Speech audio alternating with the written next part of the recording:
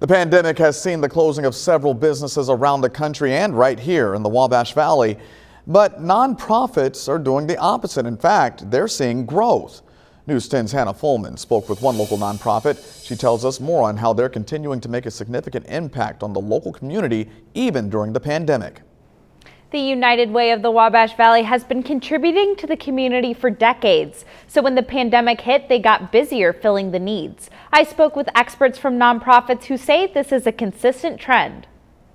Richard Payonk is the executive director of the United Way of the Wabash Valley organization. He says the pandemic has allowed for positive growth for the nonprofit sector throughout the valley. We had the experience of working together where we really had to collaborate and convene, but we're starting to see the fruits of that if we can all focus on similar goals, we can start to move the needle.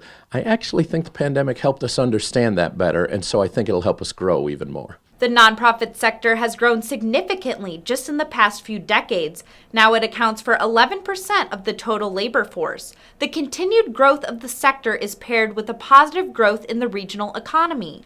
As we have less families struggling to get by, it means that we're developing a more robust economy. People who can go out, who can shop, who can spend and put good paying wages back into the economy. Additionally, the nonprofit sector has seen significant growth in employment levels in recent history. That's according to data from 2019. But researchers predict that this trend prevailed through the pandemic. People tend to work for nonprofits or look for work for nonprofits because they want to do something that's meaningful. And so they may be able to do reasonably well in terms of keeping and attracting workers.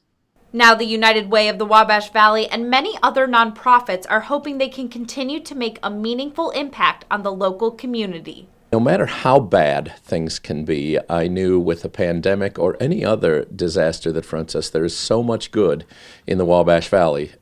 We're going to succeed.